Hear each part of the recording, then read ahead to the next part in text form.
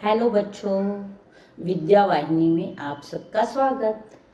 मैं संजीवनी शिंदे आज लेकर आई हूँ आपके सामने आपकी पाठ्य पुस्तक लोक भारती से पाठ 7।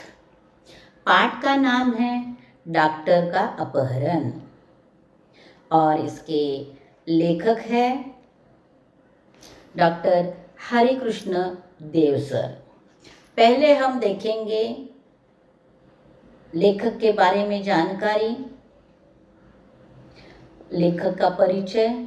जन्म 9 मार्च 1938 में। उनकी मृत्यु 14 नवंबर 2013 इंदिरापुरम गाजियाबाद में। और उनका परिचय। हरिकृष्ण देवसरे जी हिंदी के प्रतिष्ठित बाल साहित्यकार थे। उनकी बाल रचनाएं परंपरा का अन्वेषण करती, बच्चों की जिज्ञासा को उभारने वाली तथा उनकी कल्पनाओं में नूतन रंग भरने वाली है। उनकी प्रमुख कृतियां हैं खेल बच्चे का, आओ चंदा के देश चले, मंगल ग्रह में राजू, उड़ती तश्तरियाँ, गिरना स्काईलैब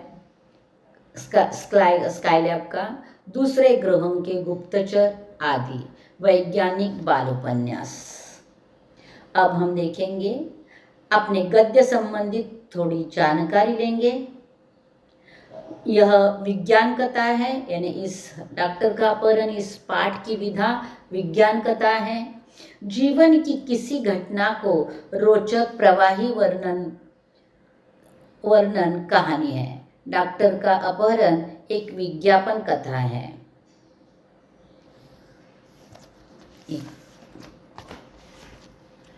विज्ञापन कथा है।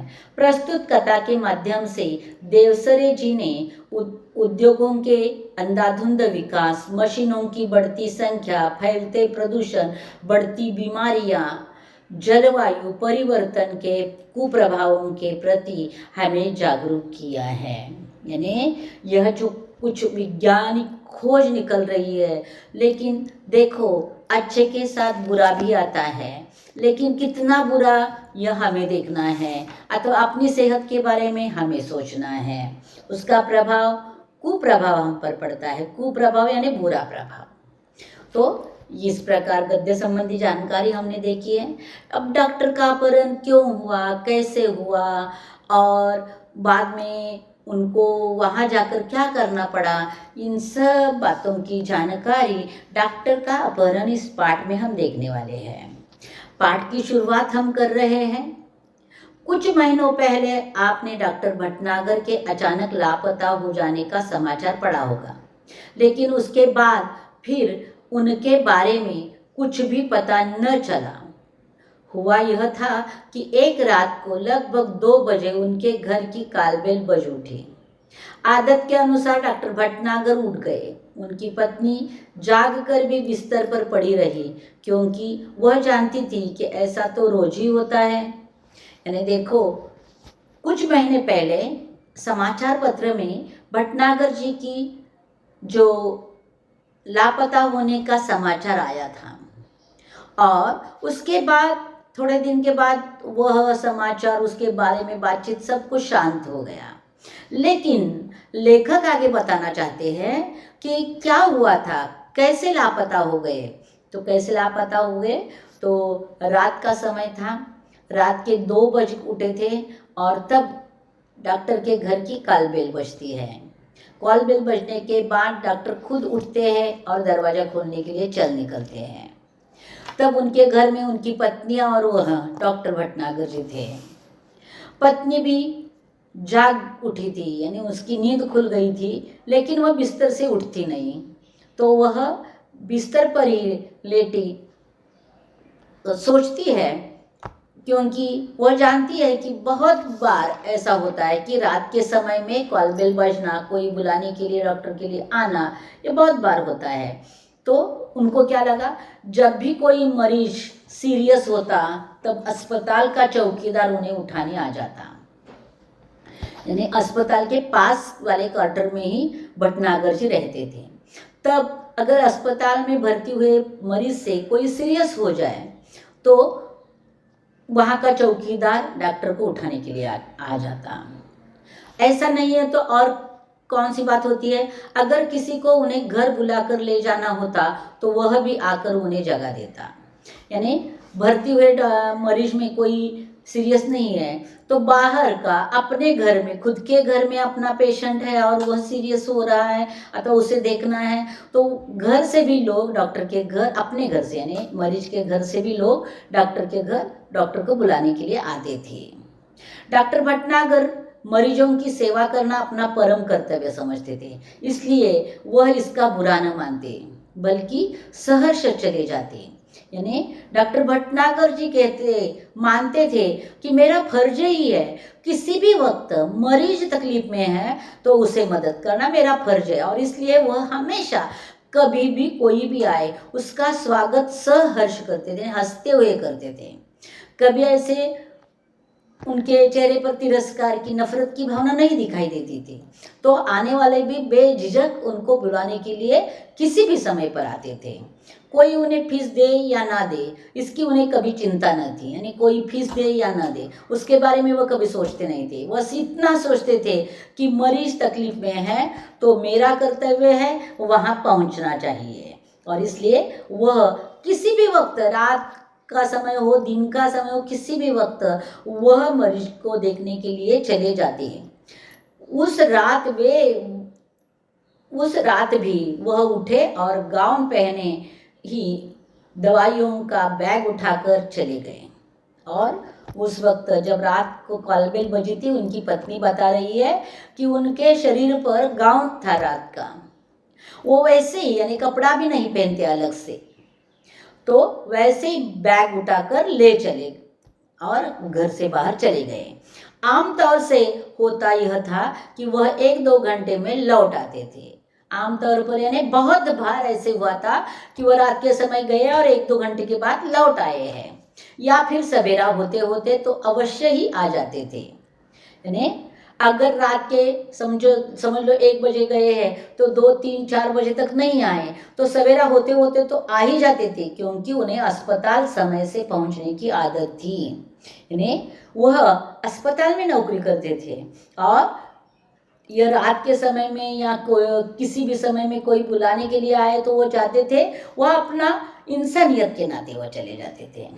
तो सब कैसे भी हो, बाहर गए तो वह सुबह जल्दी वापस आते थे और तैयार होकर फिर अस्पताल में अपनी ड्यूटी पर पहुंच जाते थे। इसके लिए भटनागर जी की पत्नी को भी पता है कि वह कहीं भी जाए सुबह आने वाले हैं, लेकिन इस बार ऐसे नहीं हुआ था। इस बार क्या हुआ, किंतु उस दिन जब देर सुबह तक डॉक्टर भटनागर नहीं लौटे तब उनकी पत्नी चिंतित हुई। यानी बहुत सुबह हो गई, बहुत देर हो गई, वह नहीं आए तो पत्नी को अब चिंता होने लगी। पहले सोचा कि शायद मरीज की हालत गंभीर होगी इसलिए देर लग गई होगी। पहले वो सोचती है कि जहाँ गए हैं वहाँ की मरीज की हालत अगर बहुत बेकार है, गंभीर है, तो ऐसी अवस्था में छोड़कर डॉक्टर तो वापस आने वाले नहीं है, इसके लिए रुके होंगे। फिर दूसरा विचार आता है उसके मन में कि यह सोचा कि हो सकता है आज सीधे अस्पताल चले जाएं। लेकिन जब मरीज उन्हें घर पूछने के लिए आने लगे तब उनकी हैरानी बढ़ गई। थोड़ी देर के लिए उनको ऐसा भी लगता है कि शायद ऐसा हुआ होगा, वहाँ से आए होंगे और उनका ड्यूटी का समय हो गया, देर हो रही है, इसके लिए वह सीधे अस्पताल में चले गए होंगे। लेकिन अस्पताल के मरीज घर पर पूछने के लिए आने लगे कि डॉक्टर साहब कब आने वाले हैं अस्पताल में, ऐसा पूछने के लिए आने लगे। तब मिसेस भटनागर जी की जो है हैरानी बढ़ गई और देखो वह चिंता में डूबी गई। तब उन्होंने क्या किया, उन्होंने मित्रों तथा कुछ अन्य संबंधियों को फ़ोन किया कि डॉक्टर के जो कुछ मित्र थे जिनके मोबाइल नंबर उनके पास होंगे, उनको डॉक्टर जो नंबर है उस पर वो फ़ोन करके मित्रों को पूछती है कि डॉक्टर साहब आपके पास आए हैं। कुछ संबंधियों को फ़ोन करके पूछती है कि डॉक्टर साहब का कुछ आपको पता है। ऐसे डॉक्टर साहब के बारे में पूछताछ की, किंतु कोई जानकारी न मिली। लेकिन इतने सारे फोन घुमाने के बाद भी डॉक्टर के बारे में कुछ भी जानकारी नहीं मिली। कुछ देर के लिए वह यही मान बैठी कि शायद वे किसी दूर के गांव में गए हो और किसी कारण से जल्दी वापस न आ पाए हो। यानी जैसे जैसे दिन बढ़ता गया वो सोचती है कि रात को बहुत दूर वाले गांव में चले हो गए होंगे और वहां जाने के बाद वहां का जो मरीज है वह भी ज़्यादा गंभीर होगा, इसके कारण वो वापस नहीं आ पा रहे हैं अथवा जल्दी वापस नहीं आएंगे, आएंगे तो थोड़ी देर के बाद आएंगे। ऐसे सोचते सोचते शाम हो गई। यानी रात को गए हैं, सुबह हो गई, दोपहर हो गई, शाम हो गई। शाम तक भी जब डॉक्टर भटनागर नहीं लौटे तब उन्होंने पुलिस स्टेशन को फ़ोन किया और शाम तक जब भटनागर जी नहीं आए तब मिसेस भटनागर बहुत चिंतित हो गई और उन्होंने पुलिस थाने को फ़ोन घुमा दिया और भटनागर जी के लापता होने की खबर करवा दी। डॉक्टर भटनागर का इस तरह गायब हो जाना पुलिस के लिए भी हैरानी का कारण बन गया। चारों ओर खोज शुरू हो गई, वायरलेस से संदेश भेज दिए गए, यानी चारों ओर खबर दी गई कि ऐसे ऐसे रात के समय से डॉक्टर भटनागर जी लापता है और वायरलेस से संदेश शुरू हो गया। चारों ओर खोज शुरू हो गई, लेकिन एक किसी को भी सफलता नहीं मिली। डॉक्टर भटनागर के गायब होने का समाचार बिजली की तरह शहर भर में फैल गया और वायरलेस के कारण सब जगह यह खबर पहुंची। शहर के लोगों में यह खबर फैल गई कि डॉक्टर भटनागर रात के समय से गायब है। उनकी पत्नी खोज के लिए केवल इतना ही सूत्र दे सकी कि डॉक्टर साहब अपनी कार में नहीं गए, उन्हें लेने कोई गाड़ी आई थी जिसके बड़े पहियों के निशान उन्होंने सवेरे घर के बाहर सड़क और फुटपाथ पर देखे थे। यानी कई सवाल पुलिस पूछने लगे, लोग रिश्तेदार पूछने लगे मिसेस भटनागर जी को, तो वो इतना ही बता पाई कि डॉक्टर साहब रात के समय गए हैं, डॉक्टर साहब अपनी गाड़ी लेकर नहीं गए हैं, उन्हें लेने के लिए कोई गाड़ी आई थी और वह गाड़ी बड़ी होगी क्योंकि गाड़ी के पहियों के निशान जो है सवेरे उन्होंने सड़क और फुटपाथ पर देखे थे वह बहुत ज़्यादा बड़े थे। वह उतना ही कह पाती है और कुछ नहीं कह पा रही है। फिर देखो, जाहिर था कि डॉक्टर साहब किसी ट्रक या बस में गए और उस पहियों के निशानों से इतना अंदाज़ा लगाया जाता है कि डॉक्टर साहब किसी बस या ट्रक से गए होंगे। मोहल्ले वालों से पूछताछ करने पर भी कोई जानकारी न मिली। ने आसपास भी पूछा जाता है, किसी ने कुछ देखा, किसी ने जाते वक्त देखा, कैसे जा गए, कुछ पूछा, लेकिन किसी को भी कुछ भी जानकारी न थी। कोई भी जानकारी उनको नहीं मिली। फिर भी पुलिस ने वायरलेस से यह सूचना भी जारी कर दी कि कहीं किसी एक्सीडेंट के बारे में जानकारी मिले तो सूचना तुरंत दी जाए।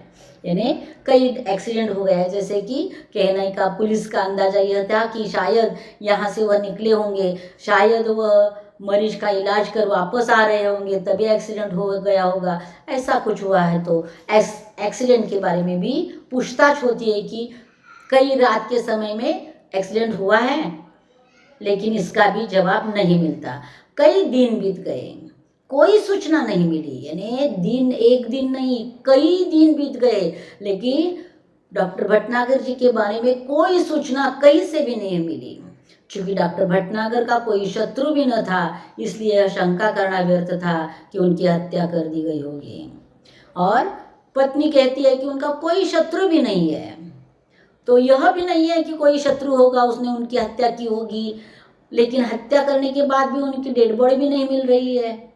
तो पुलिस भी हक्का बक्का रह गए है। पुलिस अब केवल दो ही सूत्रों पर विचार कर रही थी। एक यह कि कुछ गुंडों ने उन्हें छिपा लिया हो और सब उनकी पत्नी से मोटी रकम की मांग करें।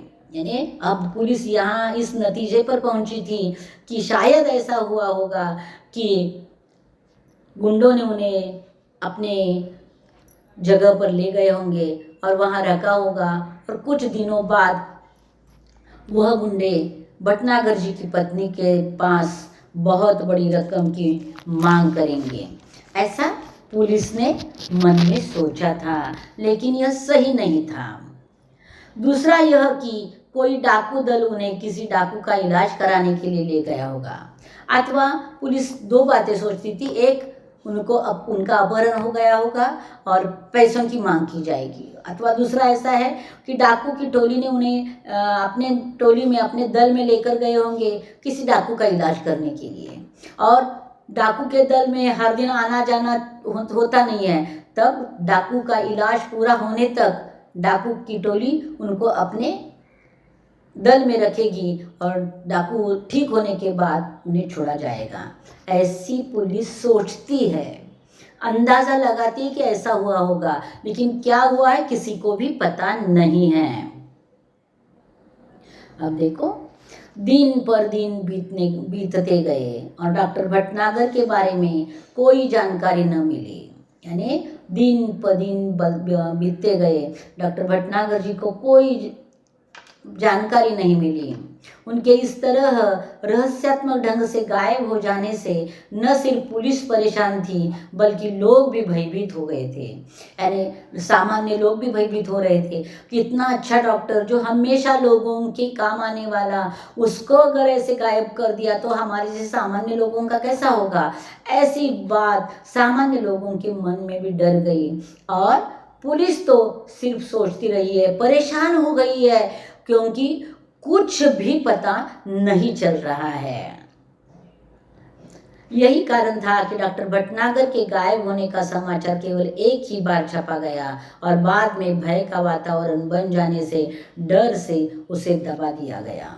और जब भटनागर जी गायब हो गए थे तब एक ही बार यह समाचार पत्र में आया, बाद में इसके बारे में कुछ भी समाचार नहीं छपा। इसका कारण यह था कि वातावरण में डर पैदा हुआ था और उस डर को बढ़ाना नहीं था, इसके लिए वो समाचार जो है उसे दबा दिया गया था।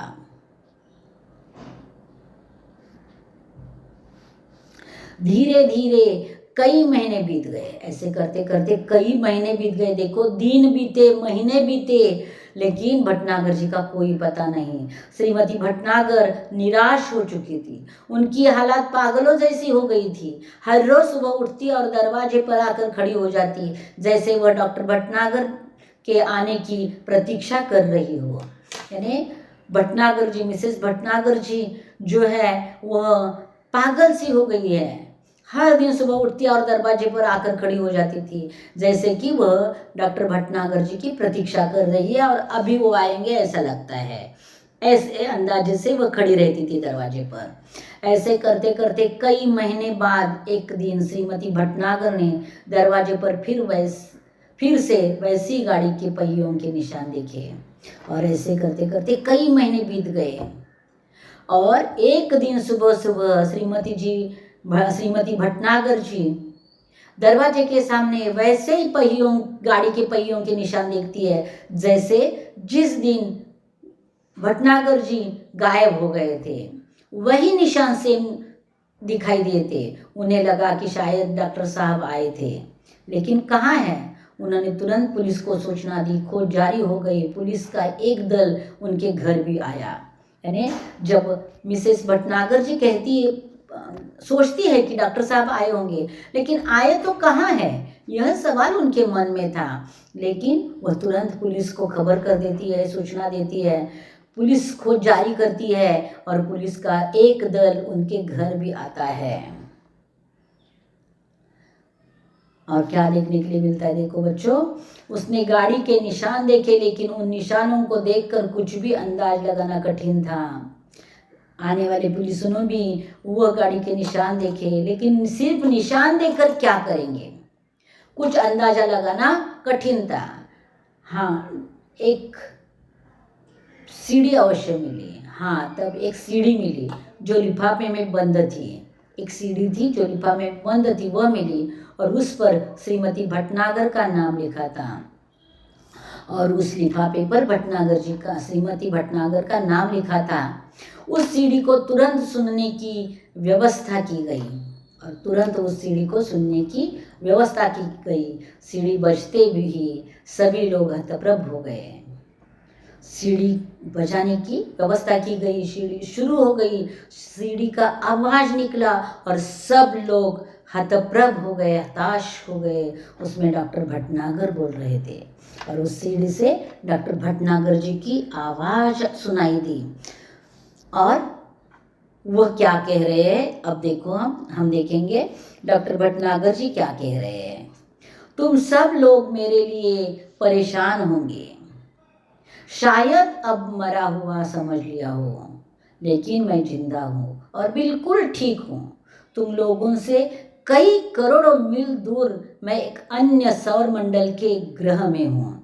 भटनागर जी पहले सब अच्छा कहते हैं कि तुम सब परेशान होंगे मुझे ढूंढ ढूंढ कर, और शायद अब आपने समझ लिया होगा कि मैं मर गया हूँ, लेकिन मैं जिंदा हूँ और बिल्कुल ठीक हूँ। और कहाँ हूँ? तो तुम लोगों से कई करोड़ दूर दूसरे सौरमंडल के एक ग्रह पर मैं हूँ।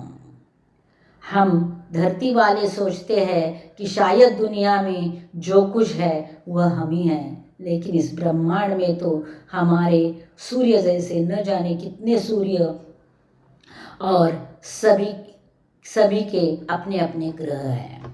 यानी वो कहते हैं भटनागर जी कि हम पृथ्वीवासी सोचते हैं कि हमारी जैसी सूर्य एक ही सूर्यमाला है और सूर्य और उसके आसपास घूमने वाले ग्रह है, लेकिन नहीं, इस ब्रह्मांड में कितने सूर्य होंगे और हर एक की सूर्यमाला होगी, हर एक के अपने अपने ग्रह होंगे।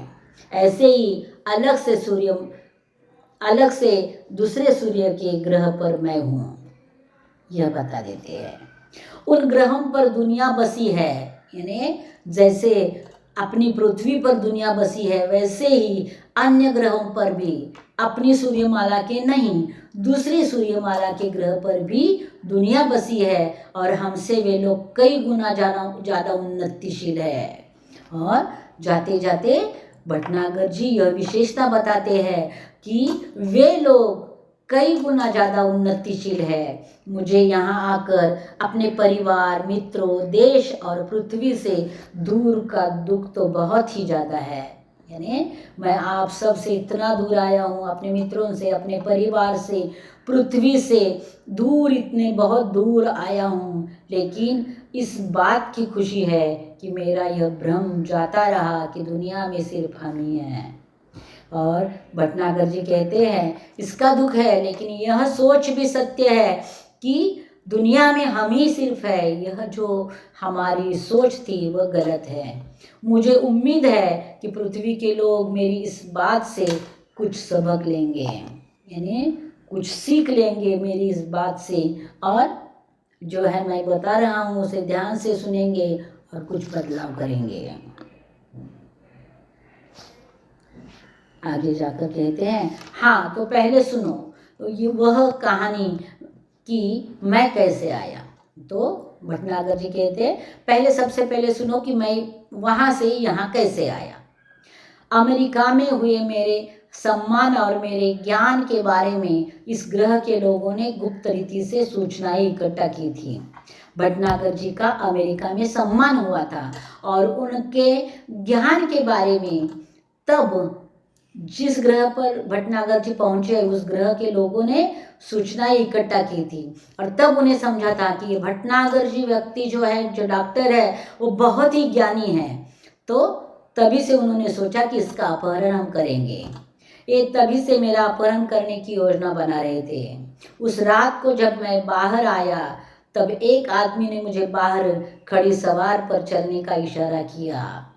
बोलने की बात तो शब्द भाषा अलग होगी, लेकिन उन्होंने इशारों से बता दिया कि उस गाड़ी में आप बैठ जाओ।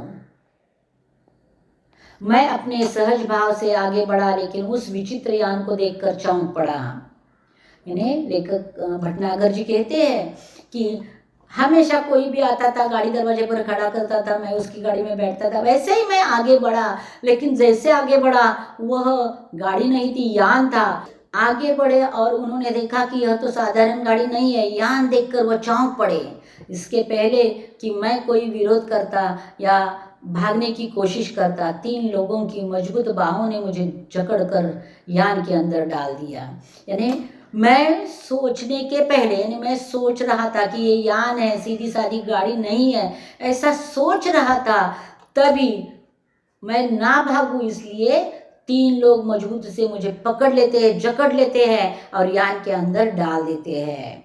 यान तेजी से घूमकर सूं सूं की आवाज करता हुआ आसमान में उड़ गया और मैं सुनता रहा, देखता रहा कि यान सूं सूं करके आवाज करते हुए आसमान में उड़ गया और यान में मैं बैठा गया था, तो मैं भी यान के साथ उड़ गया।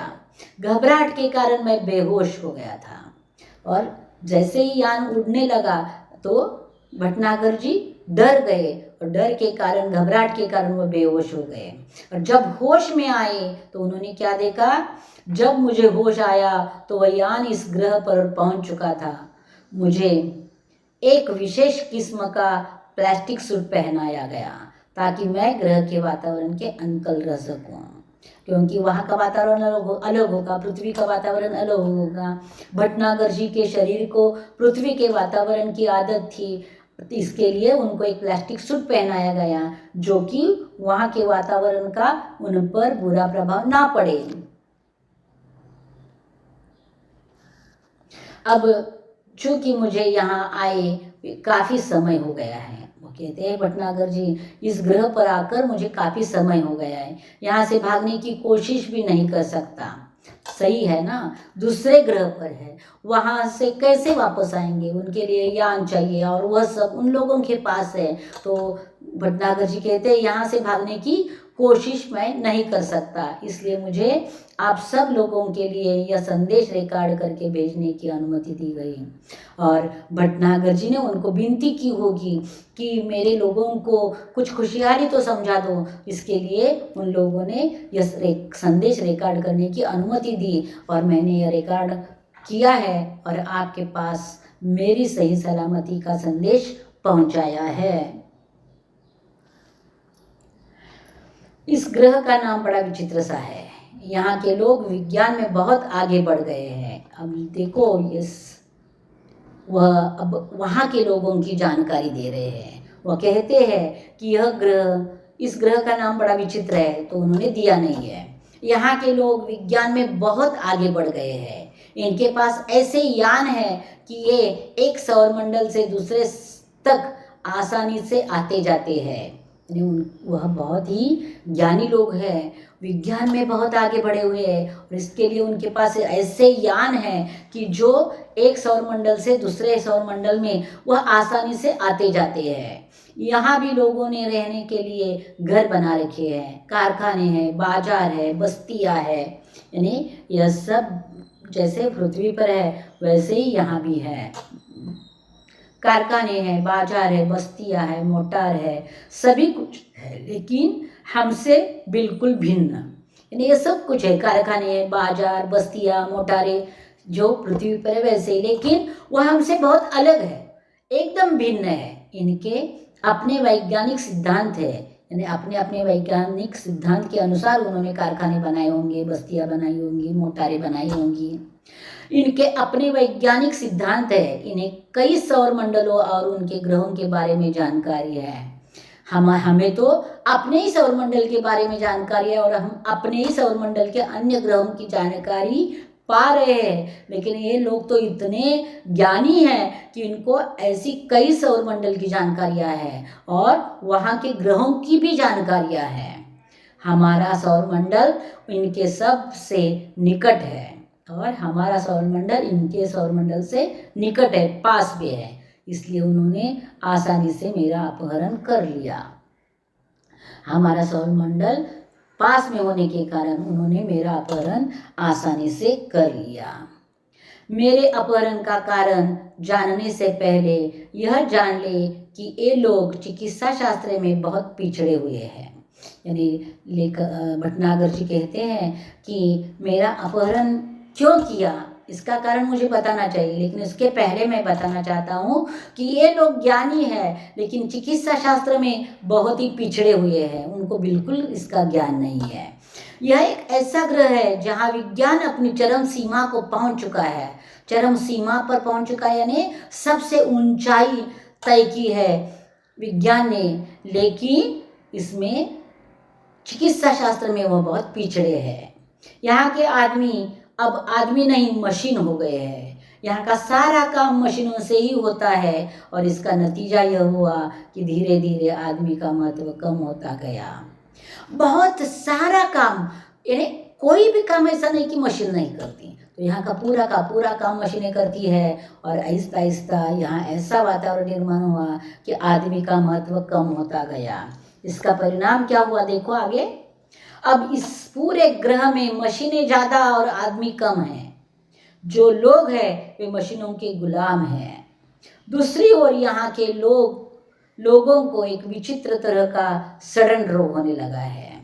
अब इन लोगों को एक रोग होने लगा है जो सडन रोग है। वो क्या होता है देखो, शरीर का कोई अंग अचानक सड़ना शुरू हो जाता है और फिर वह आदमी मर जाता है, यानी सडन रोग होता है कि अचानक उन शरीर का कोई अंग जैसे कि पैर से हो या हाथ से हो, शुरुआत हो जाती है सड़ने की और आहिस्ता आहिस्ता करते करते पूरा शरीर सड़ जाता है और वह व्यक्ति मर जाती है। इस रोग का इलाज इन्हें अब तक नहीं मालूम हो सका और इस रोग का इलाज उनको मालूम नहीं हुआ है, लेकिन इस रोग का कारण वे मशीनें ही हैं जो इन्हें नाकारा बनाए हुए हैं। और भटनागर जी कहते हैं कि मैं कहता हूँ कि इस रोग का कारण, यानी उसका इलाज बाद में देखूंगा, इसका कारण मुझे मिला है कि मशीनें होने के कारण इनको नाकारा बनाए हुए है। नाकारा यानी ना करता, यानी कुछ करना ही नहीं है, सिर्फ बैठना है और अपनी शरीर को बिना हलचल के कारण वह सड़ने लगी है।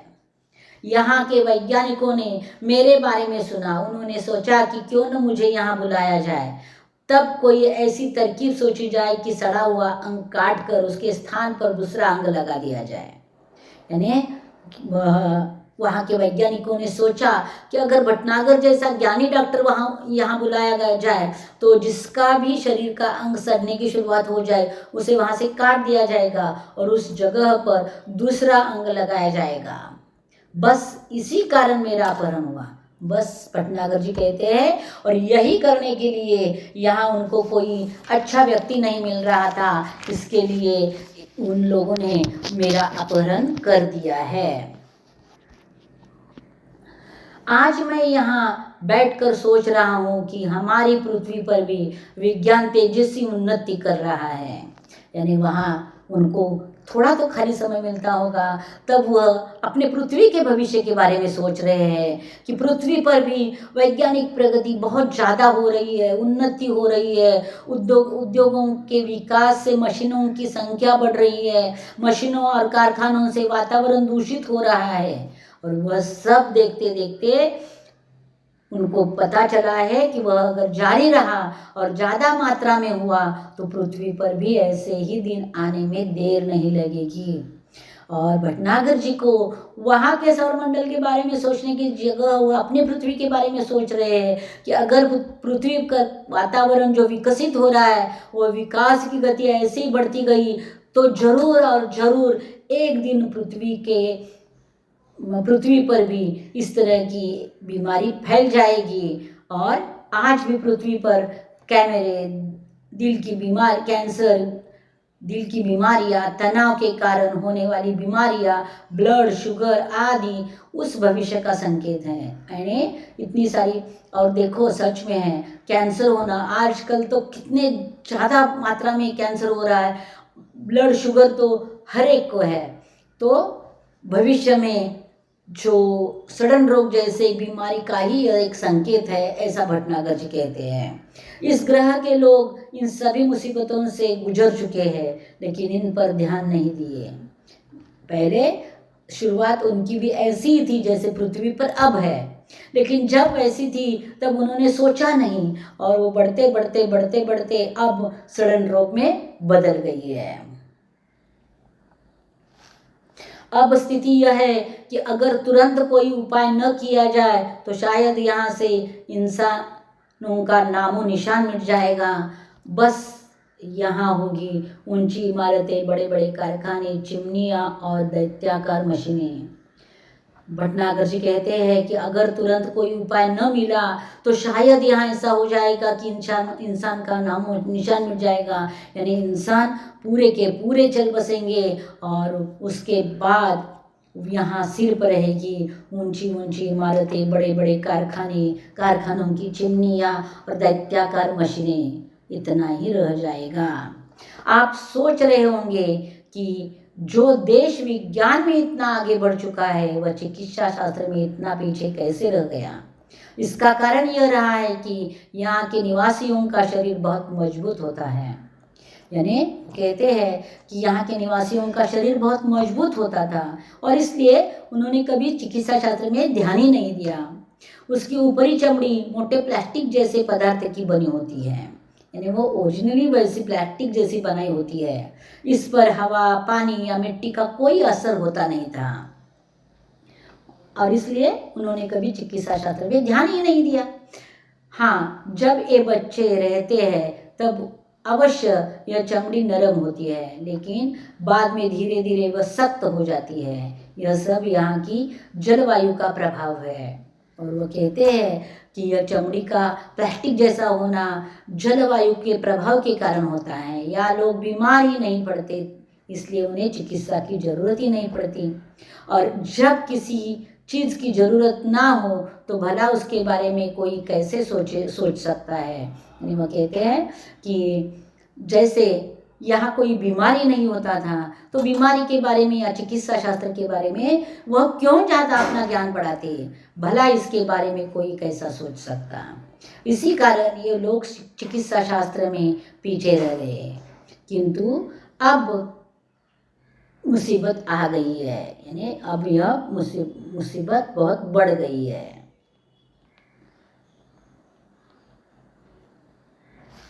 मैंने सड़न रोग का अध्ययन कर लिया है और इनके शरीर की बनावट का भी, यानी उनका शरीर कैसे बना है उसकी पढ़ाई की, उनकी जानकारी ली, उनका ज्ञान प्राप्त किया, साथ साथ सड़न रोग का भी अध्ययन किया। किंतु समस्या यह है कि पृथ्वी के चिकित्सा सिद्धांतों को यह लागू नहीं किया जा सकता, क्योंकि पृथ्वी का जो सिद्धांत है, चिकित्सा सिद्धांत, वह यहाँ नहीं लागू हुआ, क्योंकि यहाँ का वातावरण एकदम अलग है और यहाँ का लोगों की प्रवृत्ति, लोगों का शरीर अलग है, तो वहाँ का सिद्धांत यहाँ लागू नहीं होता।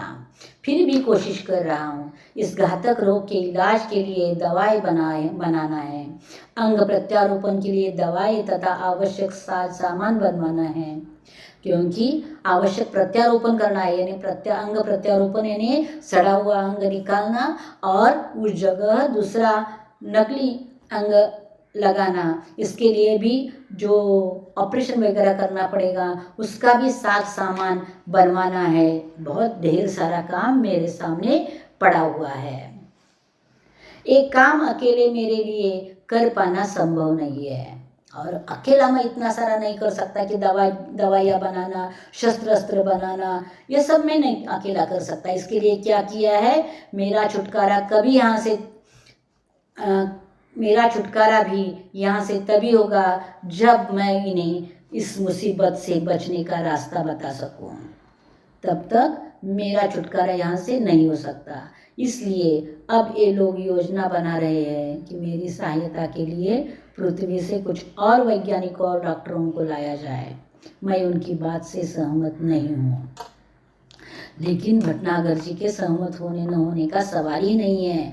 उनको इस मुसीबत से दूर निकलना है तो वो जरूर उनको जो चाहे वही करते रहेंगे। लेकिन भटनागर जी कहते हैं कि मैं इस बारे में सहमत नहीं हूँ।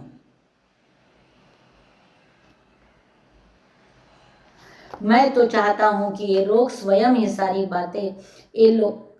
सारी बातें सीख ले और अपना इलाज अपने आप करे, किंतु उसके लिए भी अभी तैयार नहीं है। यानी भटनागर जी का कहना है कि मैं समझा देता हूँ, वही लोग सीखे और मुसीबत से बाहर निकलने का रास्ता ढूंढे, लेकिन उनके पास उतना समय नहीं है और इसलिए इस इलाज के लिए वह तैयार नहीं है।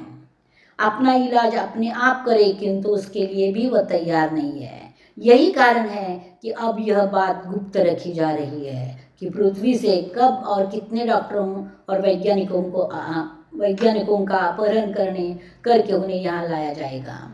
और इसलिए यह बात जो है वह गुप्त रखी है, क्योंकि पृथ्वी से अन्य कई डॉक्टर और वैज्ञानिकों का अपहरण हो जाएगा और उन्हें यहाँ लाया जाएगा। जो भी हो, अब अगर मैं सही सलामत वापस पृथ्वी पर आना चाहूँ तो इनकी इच्छा के अनुसार ही आ सकता हूँ, क्योंकि आने के लिए दूसरा मार्ग ही नहीं है। तो उनकी इच्छा होने तो कि यहाँ उनको रुकना ही पड़ेगा, इसीलिए इनसे विरोध मोल लेना ठीक न होगा। फिलहाल यह कहना कठिन है कि मैं अब आ सकूँगा, यानी मैं फिलहाल अभी तो बता नहीं सकता कि मैं आऊँगा या न आऊँगा या क्या होगा। आप लोग घबराए नहीं, मुझे यहाँ कोई कष्ट नहीं है। बस मेरे आने तक आप यही समझो कि मैं इस समय विदेश यात्रा पर हूँ। यानी वह अपने परिवार को यह संदेश देते हैं कि जब तक मैं वापस नहीं आता तब तक ऐसे समझ लो कि मैं किसी विदेश यात्रा पर गया हूँ। कब आऊँगा मुझे पता नहीं है। इन्हें दिलासा देने की बात करते हैं। डॉक्टर भटनागर के इस रिकॉर्ड के संदेश को सुनकर सभी चकित थे। कितना बड़ा रहस्योद्घाटन भी हुआ था, आज के लिए और भविष्य के लिए भी। और जाते जाते देखो, भटनागर जी ने यह बताया है कि जो भी बात है कि भविष्य के लिए, पृथ्वी के भविष्य के लिए बताई है और इस पर गौर से सोचना हमारा काम है। देखो, यहाँ यह पाठ समाप्त हो गया है। मैंने इस पाठ को अच्छे से समझा दिया है। यहाँ अपना पाठ तो पूरा हो गया है। ज़्यादा से ज़्यादा आसान करके मैंने बताया है। यह एक वैज्ञानिक पाठ है। अब हम देखेंगे शब्दार्थ। लापता जिसका पता ना हो, हुलिया रूप शक्ल। मुहावरे है हतप्रभ होना, स्तब्ध रहना, नामो निशान मिटना, अस्तित्व समाप्त होना। मैंने मुहावरे का वाक्य प्रयोग किया है, वाक्य भी पढ़िए। पति का व्यवहार देखकर पत्नी हतप्रभ रह गई। दूसरा मुहावरा नामो निशान मिटना, उसका वाक्य सैनिकों ने उस गांव पर कब्जा कर लिया और गांव का नामो निशान ही मिट गया। अब स्वाध्याय, इस पाठ का स्वाध्याय में पाठ के नीचे के पहले पान नंबर 23 पर जो प्रश्न दिया है उसका स्वाध्याय उत्तर दे रही हूँ मैं। सूचना के अनुसार कृतियाँ कीजिए, आकृति पूर्ण कीजिए। ग्रह पर भिन्नता दर्शाने वाले घटक कारखाने, बाजार, मोटारे, घर और बस्तियाँ। यह हो गया एक प्रश्न। दूसरा, यदि मैं डॉक्टर भटनागर की जगह होती तो इस विषय पर अपने विचार लिखिए। इस प्रकार का स्वमत आपको आता है तो मैंने इसका भी उत्तर तैयार कर दिया है, ध्यान से पढ़ो। यदि मैं डॉक्टर भटनागर की जगह होती तो मुझे भी चुपचाप यान में बैठकर जाना पड़ता, क्योंकि उन्होंने भटनागर जी को बंदी बनाकर ही ले गए थे, तो विरोध करने का सवाल ही नहीं। वहां जाने के बाद मैं भी जरूर उन लोगों की मदद करने के बारे में सोचती, क्योंकि मेरे पास दूसरा कोई रास्ता ही न रहता। कम से कम मैं उनकी तकलीफ़ें, मुसीबतें दूर करने का प्रयास करूंगी, तो मुझे वे लोग कभी ना कभी वापस पृथ्वी पर छोड़ेंगे। यह सोचकर मैं उन लोगों का पूरी तरह से सहयोग करती। इंसानियत के नाते और मेरे ज्ञान का उपयोग मैं मुसीबत में फंसे लोगों के लिए जरूर करती। देखो, अब है पाठ के आंगन में। पाठ के आंगन में यानी जो पाठ्य पुस्तक में पाठ के साथ दिया हुआ स्वाध्याय होता है वह। पहला है सूचना के अनुसार कृतियाँ कीजिए। उसमें पहली है कृति सौर मंडल के अन्य ग्रह पर बसे लोगों के चिकित्सा शास्त्र में पिछड़े रहने के कारणों की सूची तैयार कीजिए। शरीर से मजबूत होने के कारण लोग वहाँ के बीमारी नहीं होते थे और चिकित्सा शास्त्र के बारे में नहीं सोचते थे। इन कारणों में वह पिछड़े रहे। अब अगला स्वमत है, स्वास्थ्य की समस्या सभी जगह पाई जाती है। इस विषय पर आपके विचार लगभग 8-10 वाक्यों में लिखिए। यह विचार देखो, स्वास्थ्य की समस्या हर जगह पाई जाती है। इसके कई कारण हैं। कुछ अपने व्यक्तिगत भी है और कुछ सामाजिक भी है, कुछ वातावरण के हैं। तो हम एक एक करके देखेंगे। हम अपने सेहत के बारे में बिल्कुल जागरूक नहीं हैं।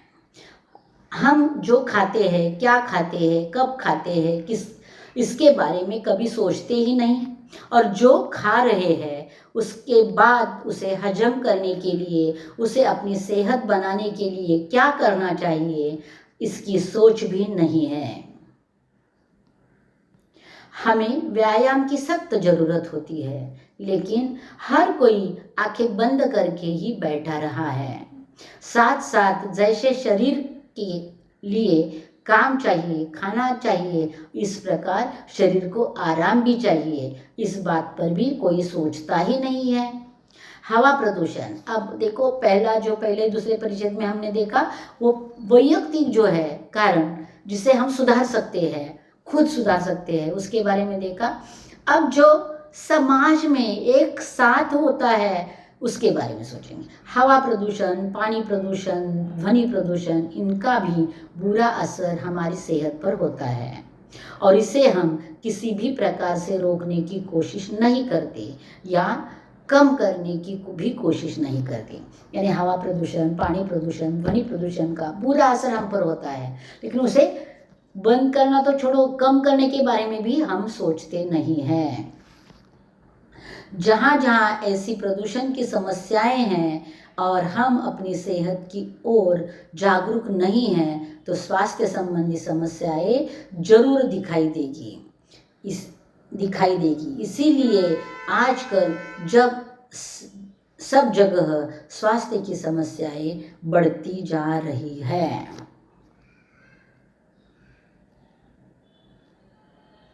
भाषा बिंदु, हमेशा मैं कहती हूँ भाषा बिंदु का अर्थ होता है व्याकरण का प्रश्न। तो व्याकरण का प्रश्न इस बार यहाँ व्याकरण है कारक। निम्नलिखित वाक्यों में कारक रेखांकित कर उनके नाम और चिन्ह लिखकर पाठ से अन्य वाक्य खोजकर तालिका में लिखिए। पहला वाक्य है, श्रीमती भटनागर ने दरवाजे पर किसी से फिर से वैसे ही गाड़ी के पहियों के निशान देखे। यहाँ कारक है ने, पर और के, जो मैंने रेखांकित किए हैं। आप अपनी पाठ्य पुस्तक में रेखांकित करके रखिए। दूसरा वाक्य है, उस सीढ़ी को तुरंत सुनने की व्यवस्था की गई। सीढ़ी को और सुनने की, यह दो ये है कारक है। अजीब आशंकाओं से परेशान हो उठा, से कारक है। यहाँ भी लोगों ने रहने के लिए घर बना रखे हैं, ने और के लिए कारक है। पांचवा, घर से बाहर गए उन्हें काफी समय हो गया, से कारक चिन्ह है। और अंतिम वाक्य, हे मानव मुझे क्षमा कर, मैं पृथ्वी पर बहुत दूर पहुंच चुका हूँ। हे मानव, यह कारक चिन्ह है। अब यहाँ मैंने पहले चिन्ह दिए है, फिर कारक का नाम दिया है, फिर वाक्य दिया है। पहला वाक्य है, श्रीमती भटनागर ने दरवाजे पर फिर से वैसे ही गाड़ी के पहियों के निशान देखे। इसमें ने कर्ता कारक है, पर अधिकरण कारक है और के संबंध कारक है। दूसरा वाक्य, उसे सीढ़ी को तुरंत सुनने की व्यवस्था की जाए। को कर्म कारक है और की संबंध कारक है। अजीब आशंकाओं से परेशान हो उठा से कर्म कारक है। हे मानव, देखो, हे मानव मुझे क्षमा कर, मैं पृथ्वी से बहुत दूर पहुंच चुका हूँ। यहाँ हे मानव संबोधन कारक है और से अपादान कारक है। अगला वाक्य, यहाँ भी लोगों ने रहने के लिए घर बनवा रखे हैं। ने कर्ता कारक है और के लिए संप्रदान कारक है। घर से बाहर गए उन्हें काफी समय हो गया से अपादान कारक है। इस प्रकार वाक्य और उनमें कारक चिन्ह मैंने बता दिए हैं। अगला लेखनीय, यदि मैं अंतरिक्ष यात्री होती, इस विषय पर अपने विचार लिखने हैं, वह भी मैंने दिए हैं। यह भी प्रश्न स्वमत के लिए आ सकता है। यदि मैं अंतरिक्ष यात्री होती तो मुझे अंतरिक्ष की विशालता का पता लगाने का सुनहरा मौका मिल जाता। इस अवसर का उपयोग कर मैं ढेर सारे प्रयोग करूंगी और खूब सारा ज्ञान प्राप्त करूंगी। ब्रह्मांड में हमारे स्थान की पूरी जानकारी प्राप्त करूंगी और कुछ मुश्किल सवालों के उत्तर खोजने में मदद करूंगी। एक अंतरिक्ष यात्री होने के साथ आने वाली कई चुनौतियों और खतरों से इस संसार को सतर्क करूंगी। मुझे ऊर्जा और औद्योगिकी के नए रूपों की खोज करने का मौका मिलेगा। मैं अपनी खोजों को दुनिया के साथ साझा करने के लिए उत्सुक रहूंगी।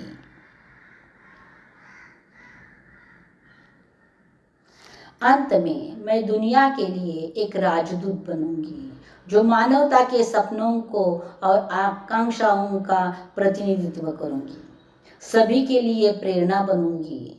यह दिखाऊंगी कि कड़ी मेहनत और दृढ़ संकल्प से कुछ भी संभव है। लेकिन इन चुनौतियों के साथ भी मैं सबसे अच्छी अंतरिक्ष यात्री बनने के लिए कड़ी मेहनत करूंगी। तो मैंने यह दिया है, आप अच्छे से पढ़ो और अपनी नोटबुक में लिख कर रखो। श्रवणीय, सौर मंडल के किसी ग्रह संबंधी जानकारी प्राप्त कर कक्षा में सुनाइए। यह भी प्रश्न स्वमत के लिए आ सकता है। सौर मंडल ग्रहों, बौने ग्रहों, क्षुद्र ग्रहों और धूमकेतुओं का एक समूह है जो सूर्य के चारों ओर परिक्रमा करते हैं। हमारे सौर मंडल में 8 ग्रह है।